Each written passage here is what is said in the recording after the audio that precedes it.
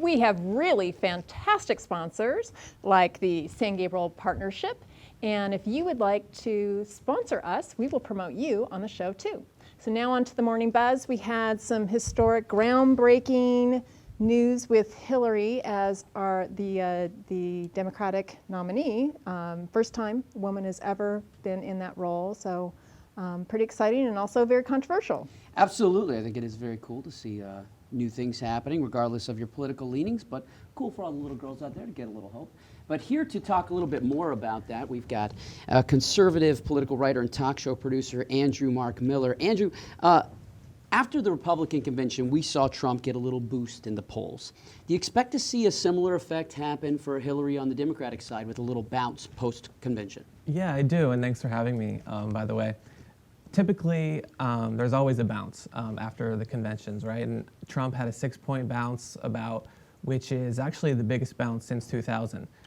So that was very interesting to see. I think Hillary will have a bounce. I don't know if it's going to be 6 points. I don't know if it's going to really move the needle. I know the viewership for the convention was down a little bit last night. It was up the first night compared to the GOP. Viewership was a little bit down last night. So I think that it's going to be probably a 3 or 4 point bounce.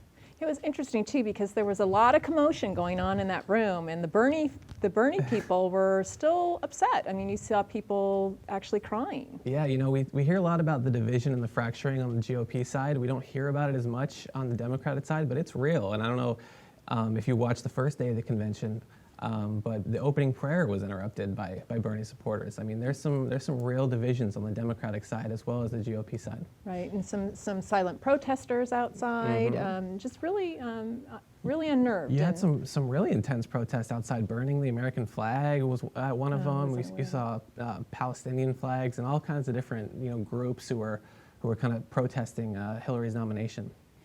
Yeah, we have seen so much controversy in both of the conventions. And I think it's because you have two non-traditional candidates.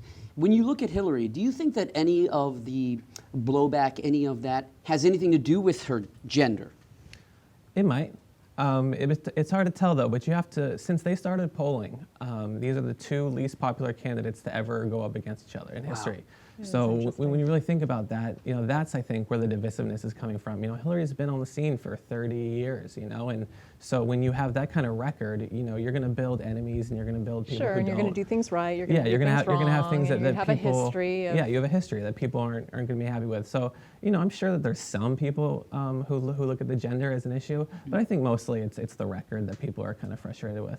I think women can be rather tough on each other, though, too. So it is interesting. Sure. But she does have a record.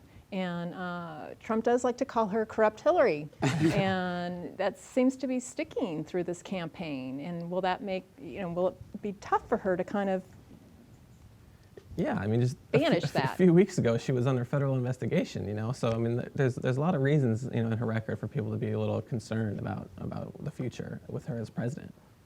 Yeah, and it's funny because we're talking about the first female candidate, and obviously in the last Democratic, convention that mattered without a standing candidate, a standing president, you had the first African American, the first black candidate. And so in having the first female candidate, you'd think people would be a little more buzzy than they are, but you're not seeing quite the pop that you did with Barack Obama. To what do you attribute that? Is that because of the scandal, or are we used to kind of groundbreaking things? Yeah, it's very historic. I mean, if you look across the world, you see women leaders everywhere, right? Places like England, South Korea, I mean, Latin America. So it's great that we finally are kind of getting there to where we're comfortable with having a woman as a leader. But I think that when you really think about it, she's not a very charismatic candidate, and I think that's kind of the issue. Yeah, she was the wind beneath Bill's wings. Yeah, and she keeps deferring to him as well, as far as he's going to fix the economy. And I thought, that's kind of weird. Why would she kind of surrender her power by saying, I'm going to let Bill fix the economy? That was and interesting. we saw these great soaring speeches, from Barack Obama, Michelle Obama, and Bill Clinton, who are great at giving speeches. It might actually kind of hurt Hillary a little bit, right? To be next to all these people who are really great orators, and then Hillary doesn't really move the needle in the same way. So, just because people like Barack Obama and just because people like some of these other speakers doesn't necessarily mean, that's why they're going to vote for Hillary, right? Well, we had the same issue during the nomination when Barack made the nomination. And remember how upset so many of the Hillary supporters were. Right. Not unsimilar to what's happening with the Bernie supporters. Right, absolutely. And as I said earlier, there's a lot of division, and pundits are assuming that these Bernie supporters are going to turn out for Hillary in November. I don't know if that's the case, because don't forget, a lot of these Bernie supporters got into politics because of Bernie, right? They're not Democrat voters. They're not people who fall in line with the Democratic Party. They're kind of outsiders who liked Bernie, and that's why they're involved. Andrew, how would somebody get a hold of you or listen to you on your radio program? Yeah, so you can follow me at Andy Mark Miller on Twitter. You can find me on youngcons.com, Communities Digital News, and Tammy's Take on the radio as well. Andy, thank you so much Yeah. for being on with us. Yeah, Thanks for Appreciate being it. with us today. Yeah. Great, and coming up next, if you ever feel like you're trapped in that concrete jungle, you want to get out, Yeah, but it's you don't what know how to LA is do like. it, well, there's great hiking all over LA, and you don't have to take my word for it, do I you? know, I love the San Gabriel Valley Mountains and so forth. And we have Diana Herrera here from LA Trail Hikers, and she's going to show us some interesting products and a way to hike better next after that.